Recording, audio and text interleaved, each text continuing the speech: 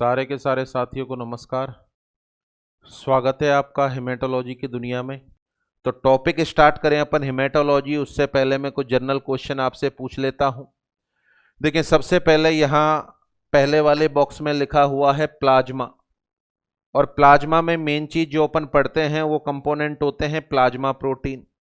देखें आप, plasma protein में कौन कौन से नाम लिखे हुए हैं। एल्बुमिन, इसके बाद ग्लोबुलिन, इसके बाद फिब्रिनोजन। मान के चलो ये ए बी सी और चौथे नंबर पर डी है, ऑल ऑफ देम। ये आपके ऑप्शन में, ये चारों आपके ऑप्शन में है। 2-3 क्वेश्चन पूछ लेता हूं मैं, शायद आंसर आपके द्वारा दिया जाए। इन तीनों में से कौन से प्रोटीन को क्लोटिंग प्रोटीन भी कहा जाता है? तीनों में से कौन से प्रोटीन को क्लोटिंग प्रोटीन भी कहा जाता है? क्वेश्चन नंबर 1, निम्न में से कौन सा प्रोटीन बीमारी के रेजिस्टेंस में बहुत इंपॉर्टेंट रोल प्ले करता है?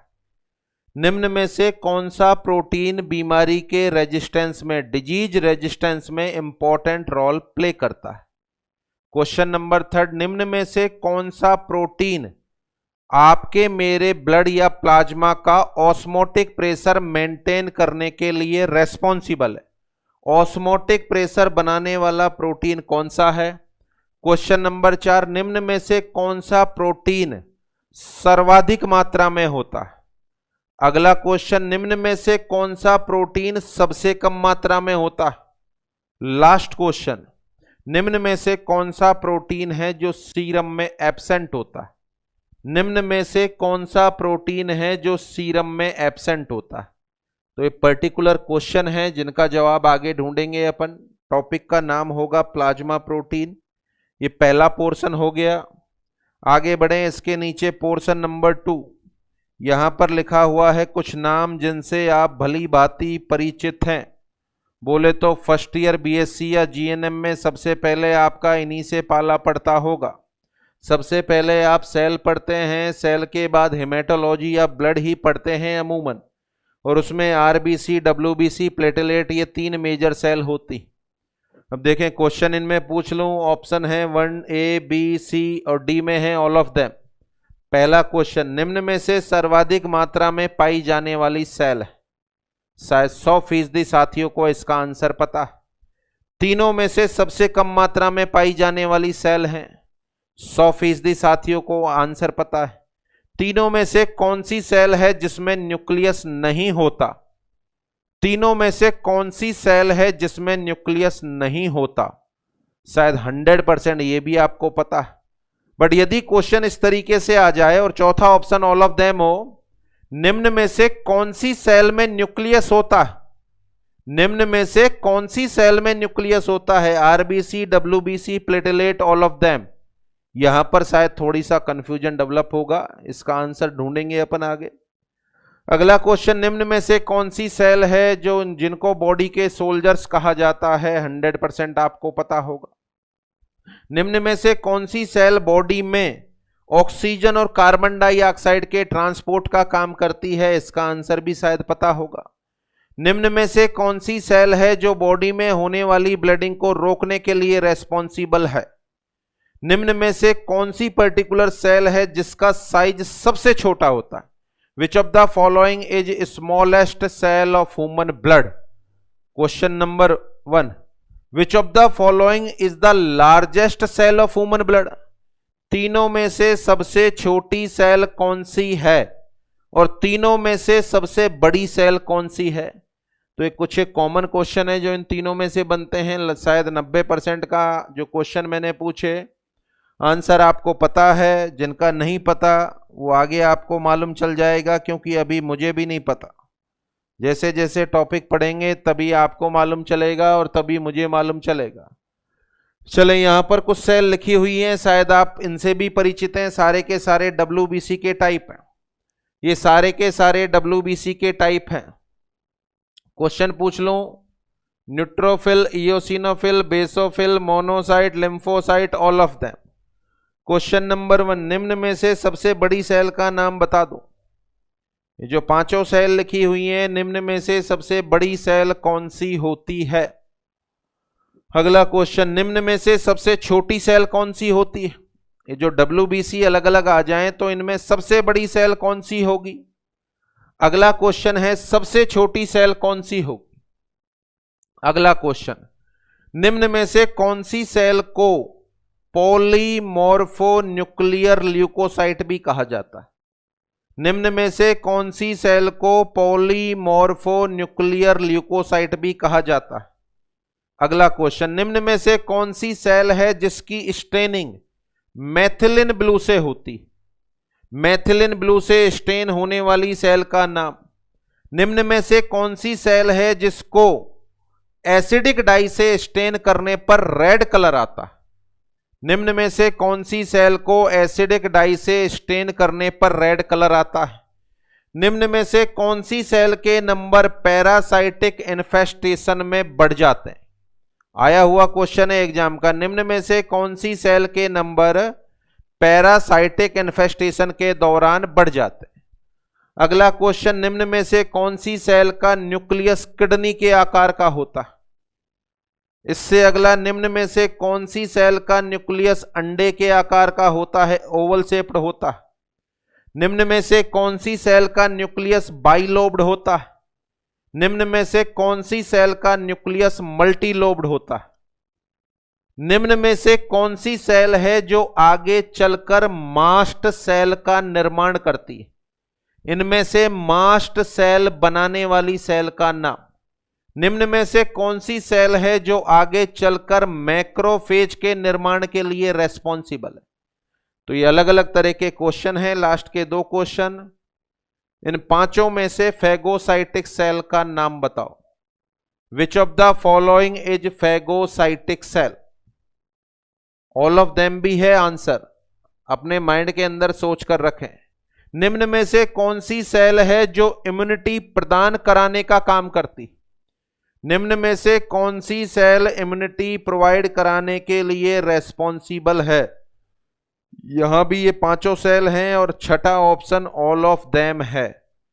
अब क्या आंसर है ये शायद आप सारे के सारे साथियों ने अपने माइंड के अंदर सोच लिया होगा। अब कुछ एक का सही होगा तो कुछ एक का गलत भी हो सकता है। इन सभी का आंसर आपको आने वाले टाइम में मिल जाएगा।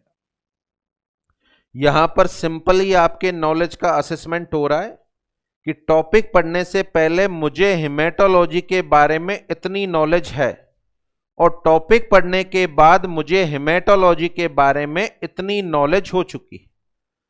चलें आगे, ये तीन कंपोनेंट लिखे हुए हैं। चौथे नंबर पर ऑल ऑफ देम लिखा हुआ है। आयरन है, फॉलिक एसिड है, विटामिन B12 है, ऑल ऑफ देम है। एनीमिया में इनका रोल आएगा। और यहां पर पहला क्वेश्चन मैं आपसे पूछ रहा हूं, इन तीनों में से कौन से कंपोनेंट की कमी से होने वाला एनीमिया अपने इंडिया में सर्वाधिक कॉमन है? अपने इंडिया में कौन से कंपोनेंट की कमी से होने वाला एनीमिया सर्वाधिक कॉमन है? एक तो क्वेश्चन ये।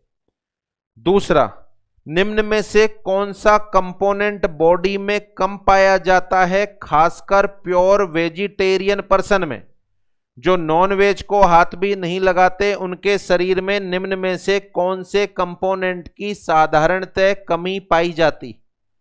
अगला question, the megaloblastic anaemia has been caused due to the deficiency of. The megaloblastic anaemia has been caused due to the deficiency of. आया हुआ क्वेश्चन है आपके एग्जाम का। The pernicious anaemia caused by the deficiency of. किसकी कमी से pernicious anaemia हो जाएगा?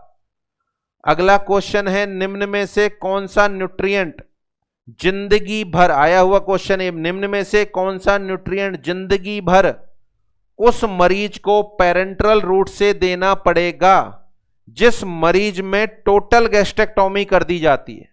पूरा स्टोमक बाहर निकालने के बाद उस मरीज को जिंदगी भर कौन सा न्यूट्रिएंट है जो आप इंजेक्टेबल फॉर्म में देना चाहोगे? ये ऑप्शन है। ये भी आया हुआ क्वेश्चन है। तो क्वेश्चनों का आंसर आपके दिमाग में दौड़ाया आपने। बहुत सारे साथियों ने सही भी सोचा और बहुत सारे साथियों का आंसर गलत भी गया। अब चूंकि पहला लेक्चर है, जिज्ञासा मन में चल रही है कि सर बताया जाए कि हम सही सोच रहे हैं या गलत। अब सही गलत का फैसला अभी हो जाएगा तो फिर पढ़ने में एंजॉय कैसे मिलेगा। तो ये तो जैसे जैसे टॉपिक अपन पढ़ते जाएंगे, क्वेश्चन आते जाएंगे, वहां भी मैं इनको रिपीट कराऊंगा और ऑटोमेटिकली आपका माइंड काम करेगा कि पहले लेक्चर में मैंने सही सोचा था या गलत सोचा था। तो आगे बढ़े आप, आगे एक बेहद इंपॉर्टेंट टॉपिक डील करेंगे। इसके बाद अपन ब्लड ग्रुप। देखिए ब्लड ग्रुप ऐसा टॉपिक है जो हिंदुस्तान का कोई भी एग्जाम हो, नर्सिंग तो छोड़ो, बिना नर्सिंग वाला, चाहे टीचर का, एलडीसी का, एसएससी का, आरएएस का, आईएएस का, कोई भी एग्जाम हो, इसमें से क्वेश्चन आता ही आता है और नर्सिंग में तो आता ही आता है। ब्लड ग्रुप जैसा कि आपके सामने बोर्ड पर लिखा हुआ है 4 तरह का है, ए बी और ओ। 3 तरह के क्वेश्चन इसमें बनते हैं। क्वेश्चन आपसे पूछेगा ए ब्लड ग्रुप में पाई जाने वाली एग्लूटिनोजन का नाम बता दो। ए ब्लड ग्रुप में पाई जाने वाली एग्लूटिनोजन का नाम बता दो। ऑप्शन ये हैं आपके सामने,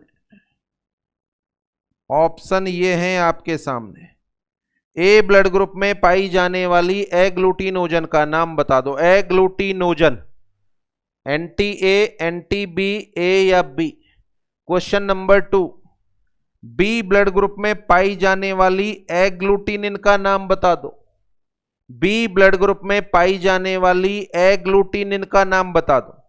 तो यहां पर 3 तरह के क्वेश्चन आते हैं। पहला क्वेश्चन तो आता है कौन से ब्लड ग्रुप में कौन सी तो एग्लूटिनोजन है और कौन सी एग्लूटिनिन है। एग्लूटिनोजन का मतलब है एंटीजन और एग्लूटिनोजन का मतलब है एंटीबॉडी। तो कौन सी एंटीजन कौन सी एंटीबॉडी होती है, पहले तरह का क्वेश्चन। दूसरा क्वेश्चन आता है ए ब्लड ग्रुप वाला किस किस को ब्लड दे सकता है। ए ब्लड ग्रुप वाला किस किस को ब्लड दे सकता है। तो शायद 99% साथियों को इसका पता है। ए को दे सकता है और ए बी को दे सकता है। ए को दे सकता है और ए बी को दे सकता है। बी ब्लड ग्रुप वाला इंसान किस किस से ब्लड ले सकता है। बी ब्लड ग्रुप वाला इंसान किस किस से ब्लड ले सकता है। तो यह भी शायद सभी को पता है, बी से ले सकता है और ओ से ले सकता है। बी से ले सकता है, ओ से ले सकता है। क्यों ले सकता है और क्यों दे सकता है, इस पर अपन डील करेंगे। तो दूसरा क्वेश्चन आपके एग्जाम में आता है कौन से ब्लड ग्रुप वाला इंसान किसको तो ब्लड दे सकता है और किससे ब्लड ले सकता है। ब्लड ग्रुप पे डिस्कस कर रहे हैं अपन। पहले तरह का क्वेश्चन है कौन से ब्लड ग्रुप में कौन सी एंटीजन और कौन सी एंटीबॉडी होगी। दूसरा क्वेश्चन है कौन से ब्लड ग्रुप वाला इंसान किसको ब्लड दे सकता है और किससे ब्लड ले सकता है। तीसरा क्वेश्चन, यदि फादर मदर का ब्लड ग्रुप ये है तो इनसे होने वाले बच्चों का ब्लड ग्रुप क्या होगा। इनहेरिटेंस के क्वेश्चन। देखिए जेनेटिक थ्योरी अप्लाई करेंगे, यहां अपन मेंडल के नियम अप्लाई करेंगे। जैसे आपके एग्जाम में आया हुआ क्वेश्चन, यदि फादर का ब्लड ग्रुप है ए और मदर का ब्लड ग्रुप है ए बी, तो इनसे होने वाले बच्चों में कौन सा ब्लड ग्रुप संभव नहीं होगा। ए बी और ओ आया हुआ क्वेश्चन है आपके एग्जाम में। क्वेश्चन नंबर 2, फादर का ब्लड ग्रुप है ए और मदर का ब्लड ग्रुप है ओ। फादर का ब्लड ग्रुप है ए और मदर का ब्लड ग्रुप है ओ। इनसे होने वाले बच्चों में ओ ब्लड ग्रुप होने की संभावना बताओ। 0%, 25%, 50% या 75%। फादर का ब्लड ग्रुप है ए और मदर का ब्लड ग्रुप है ओ, तो ओ ब्लड ग्रुप का बच्चा होने की संभावना कितने प्रतिशत होगी, ये आया हुआ क्वेश्चन है। क्वेश्चन नंबर 3, यदि फादर का ब्लड ग्रुप है ए और मदर का ब्लड ग्रुप है बी, तो इनसे होने वाले बच्चों में ओ ब्लड ग्रुप होने की संभावना होगी।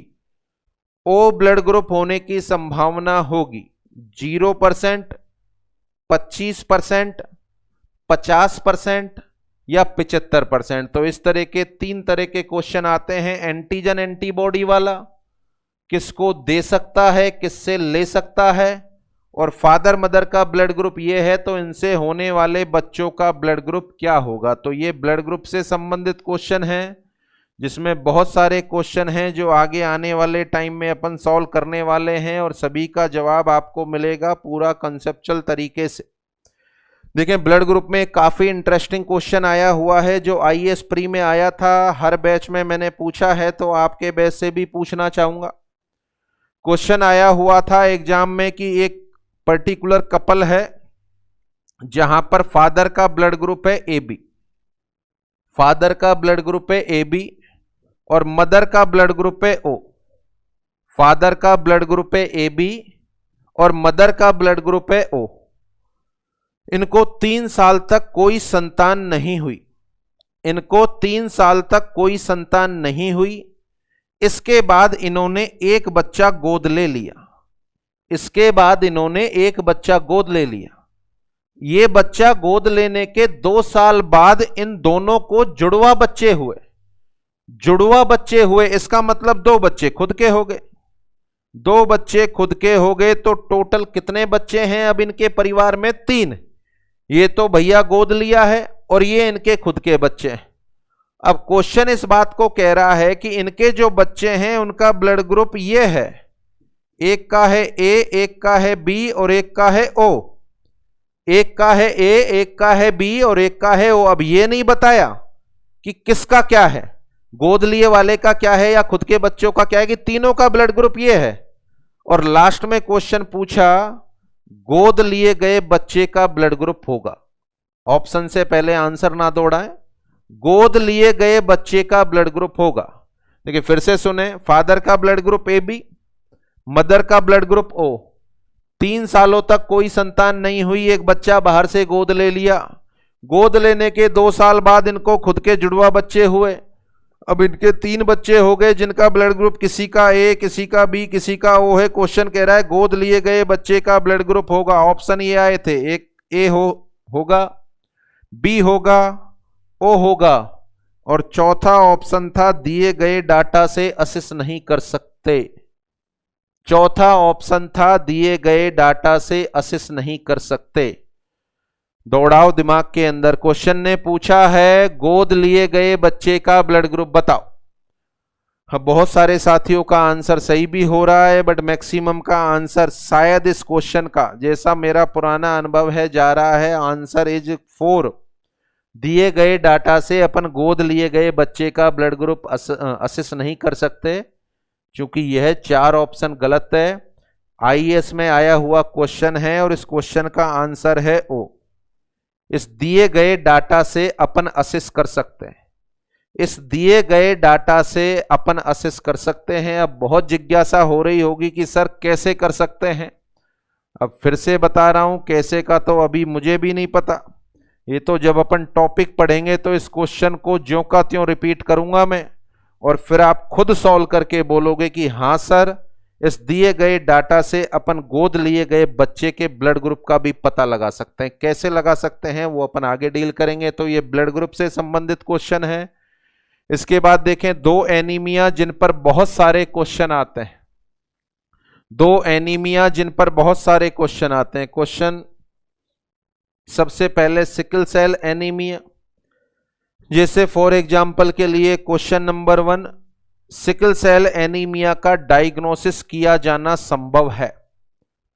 सिकल सेल एनीमिया का डायग्नोसिस किया जाना संभव है। Option A just after the birth, option B at 6 month, option C at 2 year, option D at 5 year. पैदा होते ही डायग्नोस हो जाएगा, 6 महीने बाद होगा, 2 साल बाद होगा या 5 साल बाद होगा। ये क्वेश्चन आया हुआ है। अगला क्वेश्चन है, एक 12 साल का बच्चा जिसको सिकल सेल एनीमिया है, उसको सिकल सेल क्राइसिस का एपिसोड आता है, अस्पताल के इमरजेंसी डिपार्टमेंट में उसको लाया जाता है। इमरजेंसी डिपार्टमेंट में आप सबसे पहले क्या केयर देना चाहेंगे? Option A administer aspirin, option B administer IV fluid, option C administer oxygen, option D administer antibiotics. ये क्वेश्चन है जो आपके एग्जाम में आया हुआ। अगला, निम्न में से कौन से हीमोग्लोबिन की ऑक्सीजन कैरिंग कैपेसिटी सर्वाधिक होती है? कौन से हीमोग्लोबिन की ऑक्सीजन कैरिंग कैपेसिटी सर्वाधिक होती है? ये ऑप्शन है haemoglobin F, haemoglobin A, haemoglobin C या हीमोग्लोबिन एस। दो क्वेश्चन बनते हैं, सर्वाधिक ऑक्सीजन ले जाने की क्षमता किसमें और सबसे कम ऑक्सीजन ले जाने की क्षमता किसमें होती है। तो यहां पर ये चार ऑप्शन है, आंसर अपन आगे जानेंगे।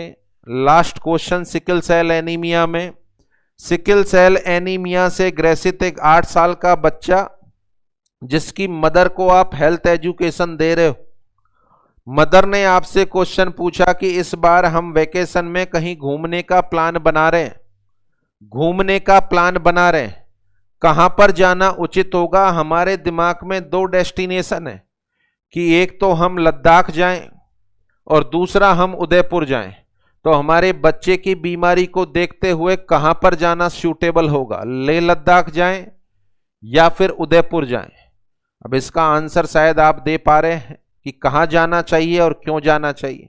जब मदर ने अगला क्वेश्चन भी पूछ लिया कि किससे जाना उचित होगा, किससे जाना उचित होगा, एरोप्लेन से जाएं, ट्रेन से जाएं या फिर बस से जाएं? अब शायद इसका भी आंसर आ रहा होगा। तो देखो आंसर इस तरीके से दौड़ रहा होगा। इससे पहले वाले क्वेश्चन का आंसर कि भैया उदयपुर जाओ उचित रहेगा।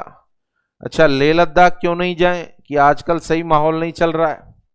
उसके अलावा दूसरा मेन कारण कि वो ऊंचाई पर है, और ऊंचाई पर होने का मीनिंग क्या माने अपन, वहां पर हाइपोक्सिया होगा और बच्चे को पहले से सिकल सेल एनीमिया।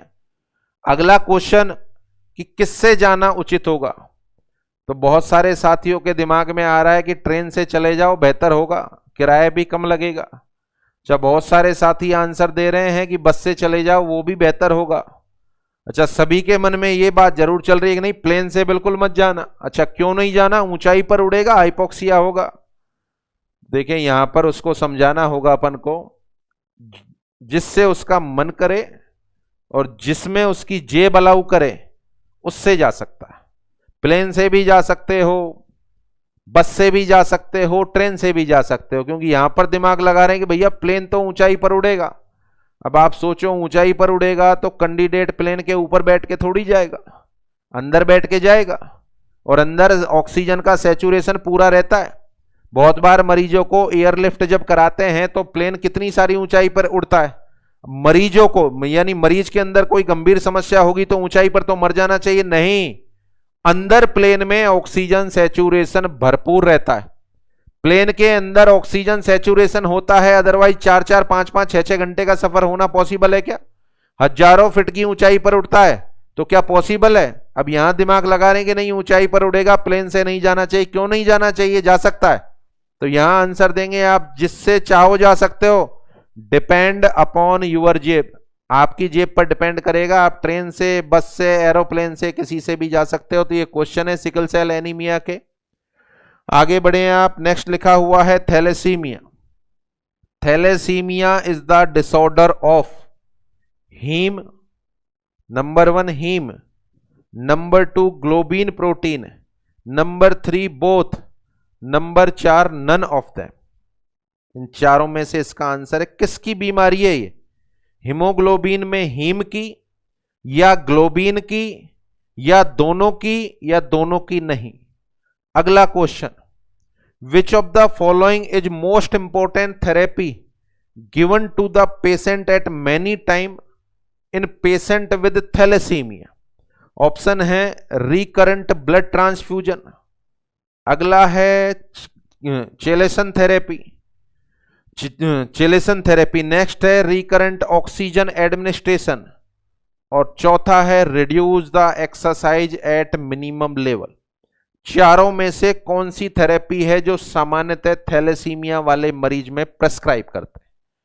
तीसरा और last question, which of the following is most dangerous type of thalassaemia? दो तरह का होता है, अल्फा और बीटा। अल्फा और बीटा, तो कौन सा थैलेसीमिया सर्वाधिक खतरनाक होता है, अल्फा थैलेसीमिया या बीटा थैलेसीमिया? तो ये कुछ कॉमन क्वेश्चन है थैलेसीमिया के। आगे बढ़े आप, haemophilia. Haemophilia occur due to the deficiency of, option A factor number 8, option B factor number 9, option C factor number 11, option D all of them. 8 की कमी, 9 की कमी, 11 की कमी और चौथा है ऑल ऑफ देम। अगला क्वेश्चन है द क्रिसमस डिसऑर्डर या Christmas haemophilia occur due to the deficiency of factor 8, 9, 10, 11। 8, 9, 10, 11 आया हुआ क्वेश्चन है। क्रिसमस डिसऑर्डर किसकी कमी की वजह से होता है, कौन से फैक्टर की कमी की वजह से होता है। अगला क्वेश्चन है which of the following are risk associated in patient with haemophilia. Which of the following risk are associated in patient with haemophilia. Option A prolonged bleeding after a cut or injury, prolonged bleeding after a cut or injury. Number 2 joint bleeding, number 2 joint bleeding, number 3 risk of intracranial hemorrhage और number 4 all of them. Last question, haemophilia वाले मरीज में निम्न में से कौन सा समय अंतराल आप रेगुलरली चेक कराना चाहेंगे। ऑप्शन है बीटी, सीटी, पीटी, आईएनआर। बीटी, सीटी, पीटी, आईएनआर। उसके अलावा लास्ट कि एक हीमोफीलिया से ग्रसित बच्चा जिसको गंभीर चोट लग गई एक्सीडेंट की वजह से, वो अस्पताल में आता है तो प्रायोरिटी नर्सिंग मैनेजमेंट या प्रायोरिटी केयर क्या होगी मरीज की। Option A administer concentrate factor 8, option B administer fresh frozen plasma, option C administer PCV, option D administer whole blood. क्या देना चाहोगे, 8 नंबर का factor, fresh frozen plasma, PCV देना चाहोगे या टोटल ब्लड देना चाहोगे। तो ये कॉमन क्वेश्चन है जो हीमोफीलिया में से बनते हैं। आगे टॉपिक लिखा हुआ है दो बेहद इंपॉर्टेंट एंटीकोगुलेंट पढ़ेंगे अपन जिनका नाम है हिपेरिन और वारफेरिन। देखिए क्वेश्चन नंबर 1, प्रेगनेंसी में कौन सा पर्टिकुलर एंटीकोगुलेंट सूटेबल है। प्रेगनेंसी के दौरान दिया जाने वाला सूटेबल एंटीकोगुलेंट है हिपेरिन या वारफेरिन। अगला क्वेश्चन, वाल रिप्लेसमेंट सर्जरी, हार्ट के जो वाल्व हैं उनकी सर्जरी, वाल रिप्लेसमेंट सर्जरी के बाद दिया जाने वाला सूटेबल एंटीकोगुलेंट है हिपेरिन या वारफेरिन। अगला क्वेश्चन, पर्टिकुलर हीमोडायलिसिस के दौरान कौन सा सूटेबल एंटीकोगुलेंट इस्तेमाल करते हैं। हीमोडायलिसिस के दौरान कौन सा सूटेबल एंटीकोगुलेंट इस्तेमाल करते हैं। अगला क्वेश्चन, एबीजी एनालिसिस में काम में आने वाला एंटीकोगुलेंट है। एबीजी एनालिसिस में काम में आने वाला एंटीकोगुलेंट है। अगला क्वेश्चन, हिपेरिन के एंटीडोट का नाम बताओ। उसके अलावा वारफेरिन के एंटीडोट का नाम बताओ। नेक्स्ट, हिपेरिन थेरेपी किसी को चल रही है तो कौन सा समय अंतराल चेक करोगे। हिपेरिन थेरेपी किसी को चल रही है तो कौन सा समय अंतराल चेक करोगे।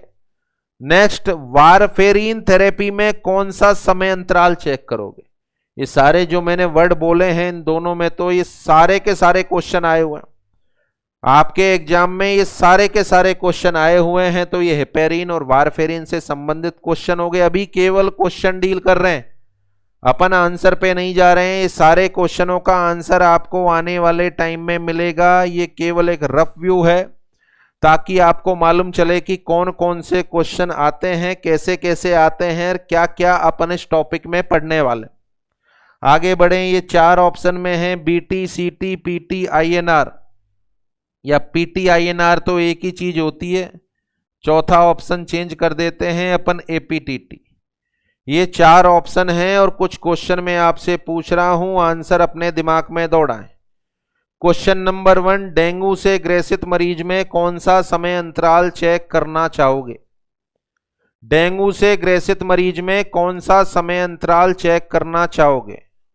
क्वेश्चन नंबर 2, विटामिन के डेफिशिएंसी का पता लगाने के लिए चेक किया जाने वाला समय अंतराल है। विटामिन के डेफिशिएंसी के लिए। क्वेश्चन नंबर 3, हेपेरिन में कौन सा समय अंतराल चेक कराना चाहिए? क्वेश्चन नंबर 4, हीमोफीलिया में कौन सा समय अंतराल चेक कराना चाहिए? क्वेश्चन नंबर 5, वाल रिप्लेसमेंट सर्जरी में जिसमें मरीज को वारफेरिन चल रही है, कौन सा समय अंतराल चेक कराना चाहिए? लास्ट क्वेश्चन, परप्यूरा वाले मरीज में कौन सा समय अंतराल, परप्यूरा वाले मरीज में कौन सा समय अंतराल चेक कराना चाहिए? तो ये बहुत सारे क्वेश्चन हैं जो बीटी, सीटी, पीटी, एपीटीटी और आईएनआर पर आए हैं। तो ये मेजर टॉपिक हैं जिस पर अपन ने काफी डिस्कस किया है। ये असेसमेंट क्लास कई सारे साथियों को लगता है कि जब आता ही नहीं तो क्यों क्वेश्चन अपन से पूछे जाएं, बट ये जरूरी है ताकि टॉपिक दर टॉपिक चलते रहें। तो टॉपिक दर टॉपिक जब चलेंगे तो ये क्वेश्चन ऑटोमेटिकली माइंड में आएंगे और फिर अपन को माइंड में क्लिक करेगा कि हाँ यार, जब पहले लेक्चर में पूछे थे तो मेरा दिमाग इसका आंसर गलत दे रहा था और आज मेरा दिमाग इसका आंसर सही दे रहा है, इसका लॉजिक भी है। तो जितने भी क्वेश्चन मैंने आपसे पूछे हैं ये सारे के सारे क्वेश्चन आने वाले टाइम में मैं आपसे सॉल्व कराऊंगा और सभी का करेक्ट आंसर भी आपको जैसे जैसे टॉपिक अपन पढ़ेंगे आपको मिलता रहेगा। तो स्टार्टिंग करते हैं अपन टॉपिक हेमेटोलॉजी। सबसे पहले what is the definition of haematology? सबसे पहला पॉइंट है हेमेटोलॉजी की परिभाषा क्या होगी? अब देखें सबके दिमाग में आ रही है कि सर ब्लड का अध्ययन करना हेमेटोलॉजी कहलाता है। बिल्कुल सही है, ब्लड का अध्ययन करना हेमेटोलॉजी कहलाता है, बिल्कुल सही है। मेडिकल साइंस की वह ब्रांच जिसके अंदर अपन ब्लड का अध्ययन करते हैं हेमेटोलॉजी कहलाती। बट मेरा आपसे क्वेश्चन है, प्लाज्मा का अध्ययन किसमें करते हो? प्लाज्मा का अध्ययन के लिए क्या कोई अलग से ब्रांच है? अच्छा, प्लेटेलेट का अध्ययन दो रूप में होती है प्लेटेलेट, आरडीपी और एसडीपी। आरडीपी और एसडीपी इनका अध्ययन किसमें करते हो? अगला पीसीवी, पैक्ड सेल वॉल्यूम, इसका अध्ययन आप किसमें करते हो? तो ये सारे जो नाम मैंने लिए ब्लड के अलावा, हालांकि ये ब्लड के कंपोनेंट हैं, एफएफपी हो गया फ्रेश फ्रोजन प्लाज्मा, पीसीवी हो गया, आरडीपी हो गया, एसडीपी हो गया, ब्लड से ही तो बनते हैं। तो ये सारे ब्लड के प्रोडक्ट हैं, इनका अध्ययन भी अपन कौन सी ब्रांच में करेंगे? हेमेटोलॉजी में। तो ब्लड और उसके प्रोडक्ट का अध्ययन, ये बोलना पड़ेगा आपको, ब्लड और ब्लड के प्रोडक्ट का अध्ययन मेडिकल साइंस की जिस ब्रांच में किया जाता है क्या कहलाती है? वो हेमेटोलॉजी। तो परिभाषा सुने इसकी, it is the branch of medical science, it is the branch of medical science which deal with the study of blood and it's product. Blood and it's product, blood और उसके प्रोडक्ट का अध्ययन medical science की जिस branch में अपन करते हैं क्या नाम है उसका? हेमेटोलॉजी। अगले वर्ड पर आ जाएं, what is the blood? What is the meaning of blood? क्या है ब्लड? क्या ब्लड एक तरह का सिस्टम है, या ब्लड एक ऑर्गन है, या ब्लड एक टिश्यू है, या ब्लड एक सेल है? अगर आपके एग्जाम में क्वेश्चन आए blood is a, option A system, option B organ, option C tissue और ऑप्शन डी सेल, 100% को आंसर आता है ब्लड इज ए टिश्यू। अब ये पूछ लिया जाए कौन सा टिश्यू है तो भी आंसर आपको पता है, कनेक्टिव टिश्यू। और ज्यादा डीप में पूछ लिया जाए, दो ऑप्शन में अलग अलग आ जाए कि ट्रू कनेक्टिव टिश्यू है या फॉल्स कनेक्टिव टिश्यू है, ट्रू कनेक्टिव टिश्यू है या फॉल्स कनेक्टिव टिश्यू है, तो यहां पर भी आंसर आपको पता है, blood is a false connective tissue. तो पॉइंट नंबर 1 अपन डील करें, क्या होता है ब्लड? क्या होता है ब्लड? तो पहली लाइन में अपन बोलेंगे blood is a false connective tissue, blood is a false connective tissue. विशेष तौर से कभी गलत हो ही नहीं सकता कि यह कनेक्टिव टिश्यू है, 10 बार पूछा गया है। बट कनेक्टिव टिश्यू को भी स्पेसिफाई करके बता रहा हूं आपको कैसा कनेक्टिव टिश्यू है, तो आंसर है फॉल्स कनेक्टिव टिश्यू। अगला पॉइंट, इसका आंसर भी लगभग आपको पता है, the colour of blood. Blood का कलर किस तरह का होगा? कलर ऑफ ब्लड, यहां पर पूछा जाए ब्लड का कलर कैसा होगा तो सारे साथियों को पता है, the colour of blood is bright red. The colour of blood is bright red, red colour का होता है। अच्छा, रेड कलर का क्यों होता है ब्लड? क्योंकि इसमें रेड कलर की सेल सर्वाधिक मात्रा में होती हैं, जिनका नाम है आरबीसी। रेड कलर की सेल सर्वाधिक मात्रा में है, जिनका नाम है आरबीसी। अच्छा, आरबीसी क्यों रेड है? यहां अपन बात करें, ब्लड का रेड कलर आरबीसी की वजह से होता है। अच्छा, आरबीसी क्यों रेड है? क्योंकि आरबीसी के अंदर एक रेड कलर का सब्सटेंस है। आरबीसी के अंदर एक रेड कलर का सब्सटेंस है जिसको पिगमेंट नाम देते हैं, और उस पर्टिकुलर सब्सटेंस का नाम है हीमोग्लोबिन। तो देखें, ब्लड का रेड कलर आरबीसी की वजह से होगा, और आरबीसी का रेड कलर हीमोग्लोबिन की वजह से होगा। अब हीमोग्लोबिन भी दो कंपोनेंट से मिलकर बना है। हीमोग्लोबिन भी दो कंपोनेंट से मिलकर बना है, एक तो होता है हीम और दूसरा एक प्रोटीन होता है जिसका नाम है ग्लोबिन। अब यहां से मैं फिर पूछ लूं कि हीमोग्लोबिन का रेड कलर किसकी वजह से है? हीम की वजह से है या ग्लोबिन की वजह से है? तो शायद यहां भी बहुत सारे साथियों को पता होगा, the red colour is due to the presence of haem. The red colour of haemoglobin is due to the presence of haem, तो हीम की वजह से होगा। तो क्या चर्चा कर रहे हैं अपन? कलर कैसा होगा ब्लड का? ब्राइट रेड होगा। किसकी वजह से होगा? आरबीसी की वजह से होगा। आरबीसी का रेड कलर किसकी वजह से होगा? हीमोग्लोबिन की वजह से होगा। और हीमोग्लोबिन का रेड कलर किसकी वजह से होगा? हीम की वजह से होगा। नेक्स्ट पॉइंट पर जाएं आप। Point number 3, the amount of blood. कितनी मात्रा होती है इंसान के शरीर में ब्लड की? इंसान के शरीर में ब्लड की कितनी मात्रा होती है? तो जैसा एज यूजुअल अपन को पता है कि इंसान का आइडियल वेट मान लो आप 70 किलो, और 70 किलो वाले इंसान में लगभग 5 लीटर ब्लड होता है। 70 किलो वाले इंसान में लगभग 5 लीटर ब्लड होता है, बट ये बॉडी वेट के हिसाब से होता है। 100 किलो के इंसान में भी क्या 5 लीटर होगा? या 40 किलो वाले इंसान में भी 5 लीटर होगा? नहीं।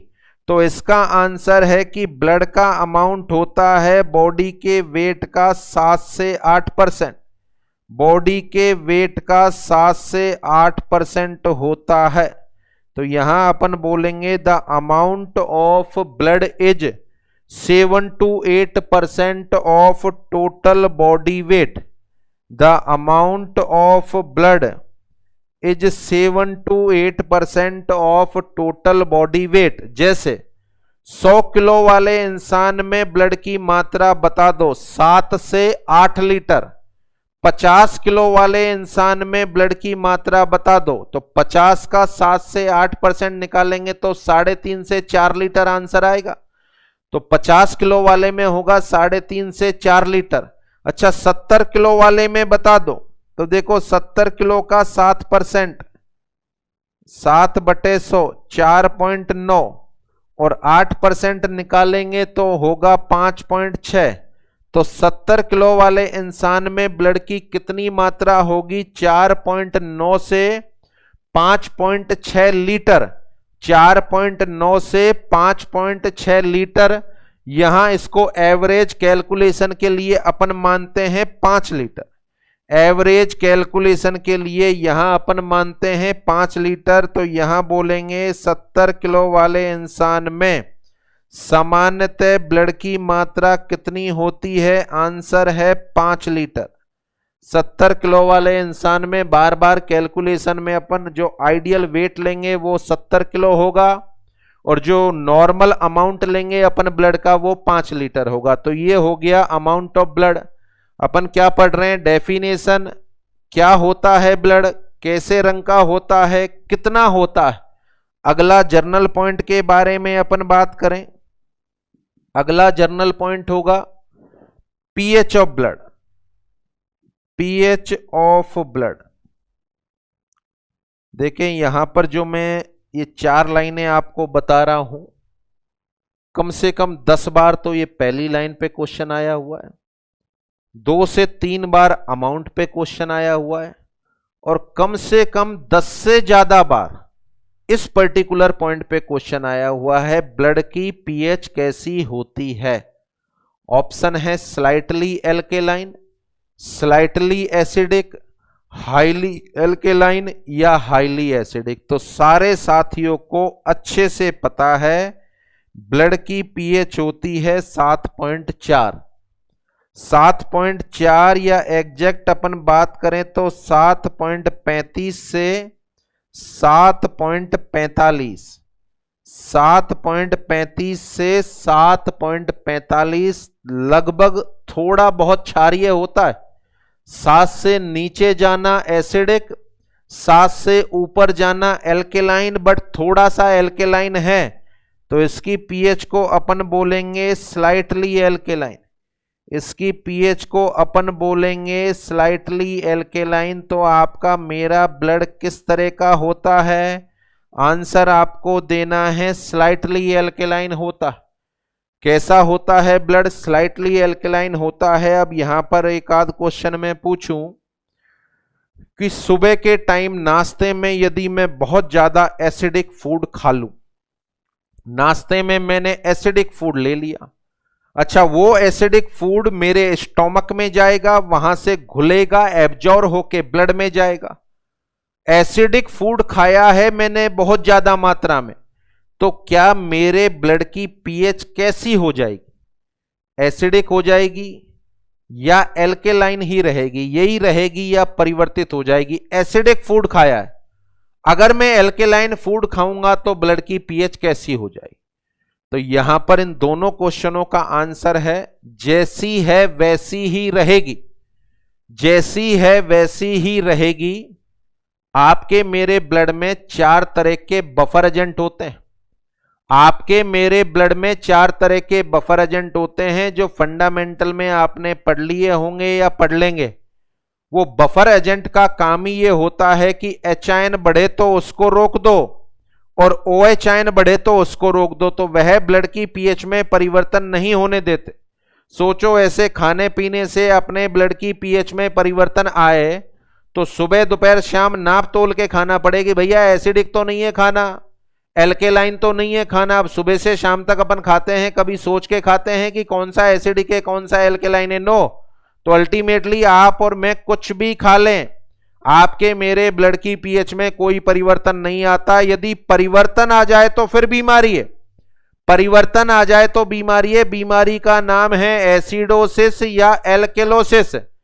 एसिडोसिस या एल्केलोसिस जो 2 तरह का होता है, मेटाबॉलिक और रेस्पिरेटरी, यह भी फंडामेंटल में डिस्कस हो जाएगा। तो नॉर्मली अपने सिंपल खाने पीने से, चाहे आप एसिडिक फूड खा रहे हैं चाहे एल्केलाइन खा रहे हैं, क्या ब्लड की पीएच में परिवर्तन आता है? नहीं।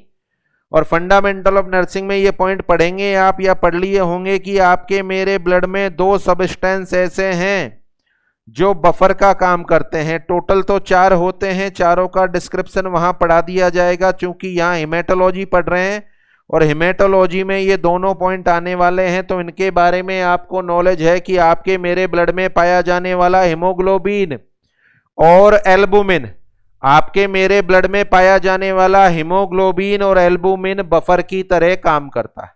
तो ये जर्नल पॉइंट हो गए ब्लड के बारे में। क्या पढ़ाया मैंने अभी तक आपको? सबसे पहले परिभाषा। क्या परिभाषा है? मेडिकल साइंस की वह ब्रांच जिसके अंतर्गत अपन ब्लड और उसके प्रोडक्ट का अध्ययन करते हैं। मेडिकल साइंस की वह ब्रांच जिसके अंतर्गत अपन ब्लड और उसके प्रोडक्ट का अध्ययन करते हैं। क्या कहलाती है? हेमेटोलॉजी। इसको अपन नाम देते हैं हेमेटोलॉजी। उसके बाद क्या होता है? ब्लड।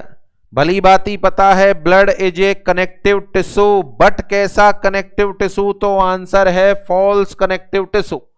कई बार पूछा गया क्वेश्चन, ब्लड का कलर कैसा होगा? रेड होगा। रेड होने का कारण क्या है? आरबीसी। आरबीसी रेड क्यों होती है? हीमोग्लोबिन की वजह से। हीमोग्लोबिन रेड क्यों होता है? हीम की वजह से होता है। एक नॉर्मल स्वस्थ इंसान में ब्लड की कितनी मात्रा होती है? तो उसके वजन का 7 से 8%। नॉर्मल स्वस्थ इंसान में ब्लड की कितनी मात्रा होती है? 7 से 8% होती है। 70 किलो वाले पर्सन में एवरेज ब्लड की मात्रा बता दो। तो कैलकुलेशन में ध्यान रखना है, एवरेज अपन मानेंगे 5 लीटर। एवरेज अपन मानेंगे 5 लीटर। और लास्ट पॉइंट मैंने बताया आपके मेरे ब्लड की पीएच कितनी है? 7.4। एग्जैक्ट बात करें तो 7.35 से 7.45। एसिडिक या एल्केलाइन? आंसर है एल्केलाइन। स्लाइटली या हाईली? तो आंसर है स्लाइटली एल्केलाइन। आपके मेरे ब्लड में नॉर्मल खाने पीने से पीएच में परिवर्तन आएगा क्या? नहीं आएगा। कौन रोकने का काम करेगा उस पीएच में परिवर्तन को? तो यहां मैंने लिख दिया है हीमोग्लोबिन और एल्बुमिन। डिस्क्रिप्शन कैसे रोकते हैं फंडामेंटल में पढ़ लेंगे। तो आपके मेरे ब्लड में पाए जाने वाले बफर एजेंट होते हैं कौन कौन से? हीमोग्लोबिन और एल्बुमिन। तो ये तो एक बेसिक डिस्क्रिप्शन हो गया।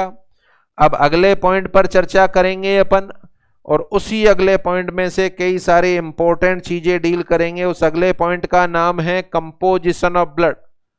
उस पर्टिकुलर अगले पॉइंट का नाम है कंपोजिशन ऑफ ब्लड। ब्लड का कंपोजिशन।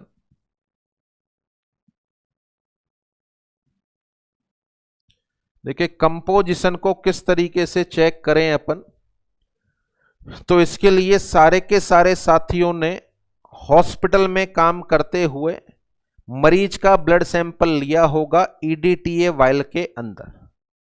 अच्छा, ईडीटीए वायल में आप ब्लड सैंपल लेते हो। ब्लड सैंपल लेने के बाद उसको यूं रोल करते हो आप, ताकि उसकी दीवार पर लगा हुआ ईडीटीए ब्लड में मिल जाए।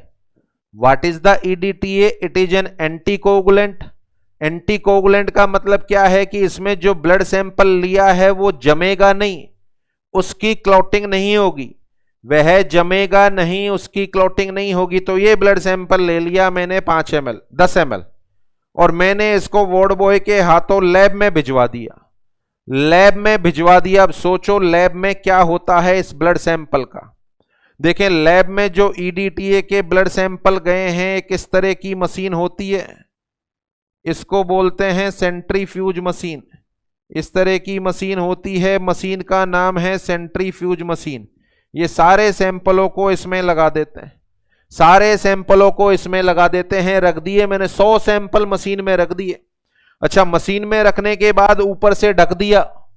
ढकने के बाद मैंने मशीन को ऑन किया। वो मशीन को 10 मिनट तक ऑन रखूंगा मैं। ये मशीन घूमना चालू हो जाएगी। ये मशीन घूमना चालू हो जाएगी। गति होगी इसकी 2000 रिवॉल्यूशन पर मिनट।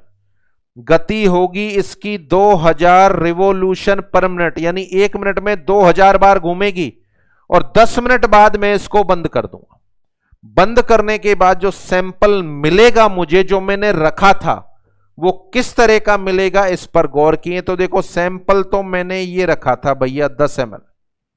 10 ml सैंपल मैंने इस तरीके से रखा था। कौन सी वायल है ये? EDTA vial. कौन सी वायल है ये? EDTA vial. अच्छा, ईडीटीए वायल का मतलब क्या मिला हुआ है इसमें? ईडीटीए क्या होता है? ईडीटीए एंटीकोगुलेंट होता है। क्या होता है? ईडीटीए एंटीकोगुलेंट होता है। इसका मतलब है यह ब्लड यहां पर क्लॉट नहीं होगा। और जब मैं इसको सेंट्रीफ्यूज मशीन में 10 मिनट तक रोल करूंगा या सेंट्रीफ्यूज करूंगा, तो सेंट्रीफ्यूज करने के बाद ये पर्टिकुलर कंडीशन मुझे देखने को मिलेगी। देखें यहां पर भी 10 ml ही सैंपल होगा। सैंपल किस तरह का होगा समझें आप। यहां नीचे सॉलिड सब्सटेंस बैठ जाएगा। 4.5 ml सब्सटेंस तो नीचे बैठ गया, 4.5 ml सब्सटेंस तो नीचे बैठ गया। अच्छा, टोटल 10 ml था, टोटल 10 ml था, 4.5 ml सब्सटेंस तो नीचे बैठ गया और 5.5 ml सब्सटेंस अभी भी ऊपर तैर रहा है। 5.5 ml सब्सटेंस अभी भी ऊपर तैर रहा है। ये जो नीचे सब्सटेंस बैठा है 4.5 ml, यह लगभग रेड कलर का है, यह लगभग रेड कलर का है। और ये वाला सब जो ऊपर 5.5 ml है, ये व्हाइटिश येलोइस है। ये जो 5.5 ml है, यह व्हाइटिश येलोइस है। तो यहां पर ब्लड के 2 कंपार्टमेंट हो गए।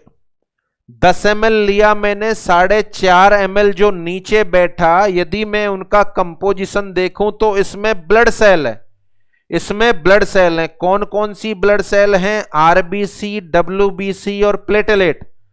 आरबीसी, डब्ल्यूबीसी और प्लेटलेट, ये तो 4.5 ml में है। और ये जो पर्टिकुलर पार्ट है 5.5 ml, इसको क्लियर फ्लूइड नाम देते हैं, तो इसका नाम है प्लाज्मा, इसका नाम है प्लाज्मा। तो ये प्लाज्मा हो गया। और नीचे जो बैठा हुआ कंपोनेंट है, यह ब्लड सेल हो गई। ब्लड सेल में कौन कौन सी ब्लड सेल होती हैं? तो आंसर है आरबीसी, डब्ल्यूबीसी और प्लेटलेट। कौन कौन सी ब्लड सेल होती हैं? आरबीसी, डब्ल्यूबीसी और प्लेटलेट। तो यहां पर ब्लड के कंपोजिशन में अपन बात करें तो अपन ने ब्लड को 2 कंपार्टमेंट में बांटा। एक नॉर्मल ह्यूमन ब्लड के अंदर क्या क्या पाया जाता है, इस पर यदि अपन चर्चा करें तो 2 कंपोनेंट होते हैं। अब इनको परसेंटेज में आप लिखोगे तो परसेंटेज में आपको समझ में आ रहा है, ये तो 10 ml लिया है, यदि इसको 100 ml लें तो ये 55 ml हो जाए और ये 45 ml हो जाए। तो परसेंटेज में क्या बोले? 55% तो है प्लाज्मा और केवल 45% होती हैं ब्लड सेल। तो कंपोजिशन ऑफ ब्लड की बात कर रहे हैं अपन। कंपोजिशन ऑफ ब्लड में ब्लड को 2 कंपोनेंट में बांट रहे हैं, 2 कंपोनेंट में बांट रहे हैं। कौन कौन से कंपोनेंट हो गए? नंबर 1 ब्लड सेल्स और number 2 plasma. Number 1 blood cells और नंबर 2 प्लाज्मा। अच्छा, कितना परसेंट हो गया प्लाज्मा? 55%। कितना परसेंट हो गया प्लाज्मा? 55%।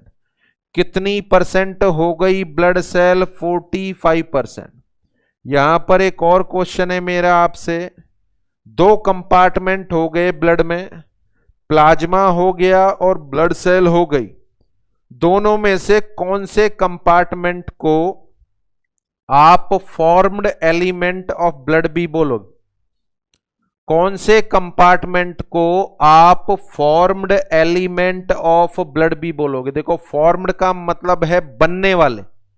अच्छा, बनने वाले प्लाज्मा में 92% तो पानी होता है, प्लाज्मा में 92% तो पानी होता है, 8% सॉलिड होता है। पानी तो बाहर से पीते हैं, वो अपने ब्लड में या प्लाज्मा में जाता है। बनने वाले सबस्टेंस अपने बोन मैरो में बनते हैं, आरबीसी, डब्ल्यूबीसी और प्लेटलेट।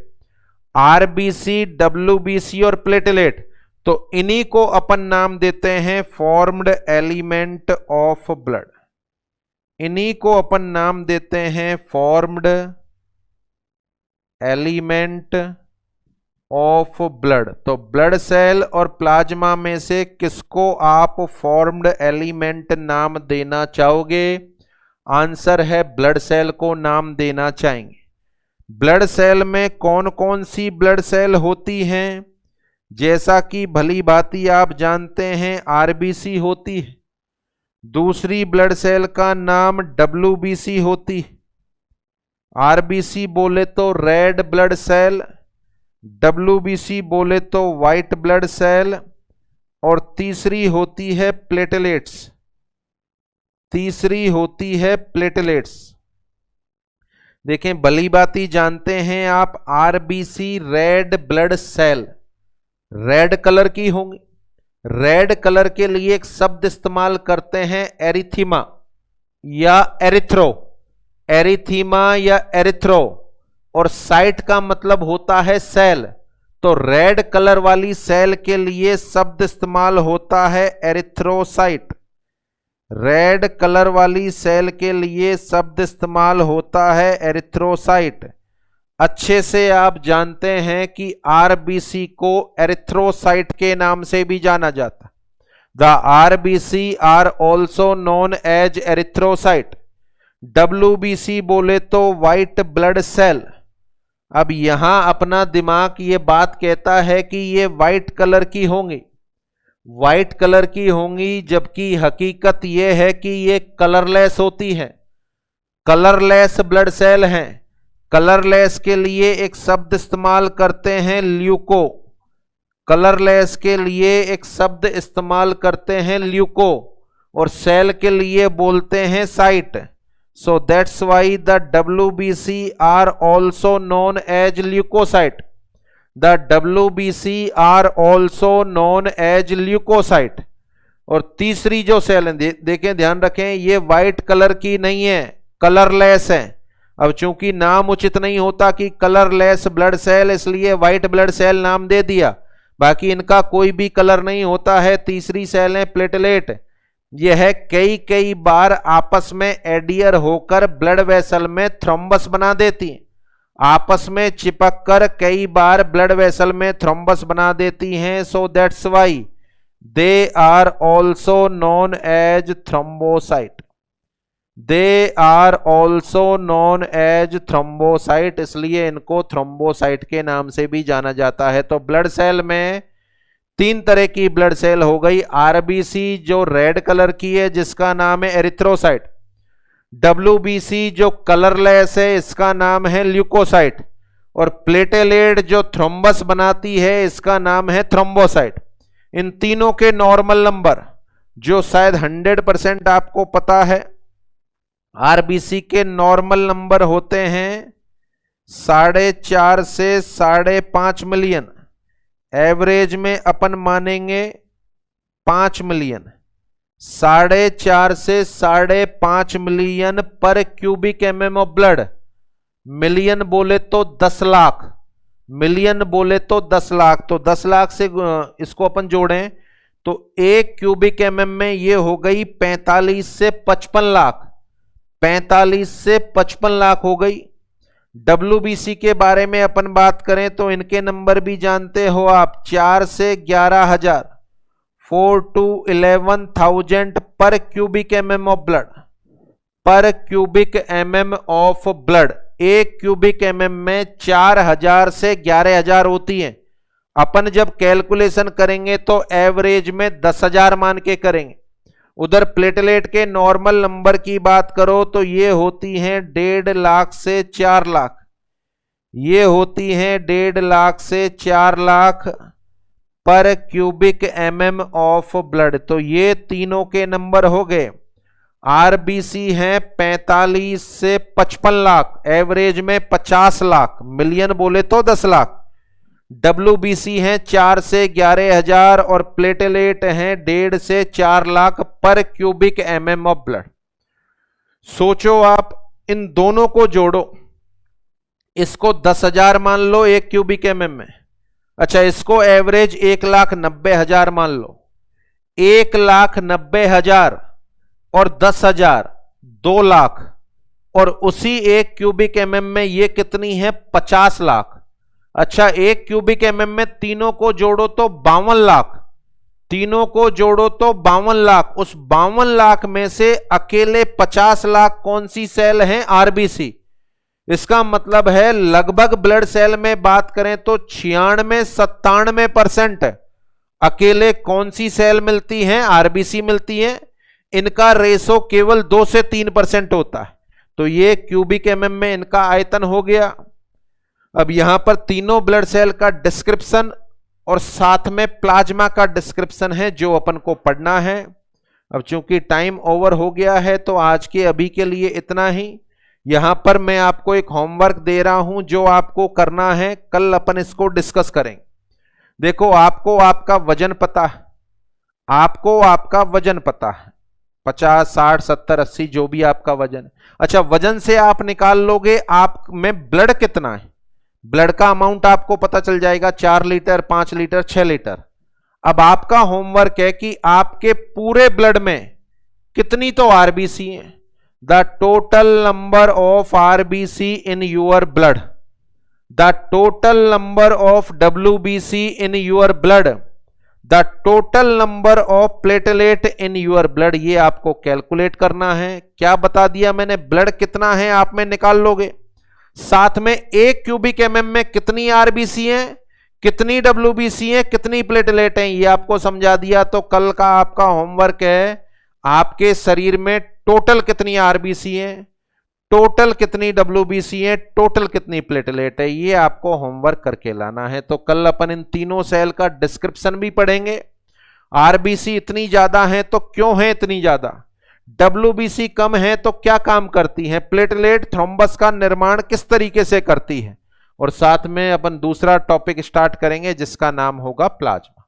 तो आज के अभी के लिए इतना ही, कल से अपन फिर से मिलते हैं और यहां से आगे अपन स्टार्ट करेंगे। होमवर्क आपको जरूर करना है, जैसे भी माइंड आपको लगाना है 1 क्यूबिक एमएम कितना होता है, लीटर में कैसे कन्वर्ट करेंगे, आजकल तो मोबाइल है सब कुछ कन्वर्ट हो जाएगा, तो कन्वर्ट करके आपको सॉल्व करना है आपके शरीर में आरबीसी कितनी, डब्ल्यूबीसी कितनी और प्लेटलेट्स कितनी। Is that clear? तो आज के अभी के लिए इतना ही, बहुत बहुत धन्यवाद, थैंक्स टू ऑल।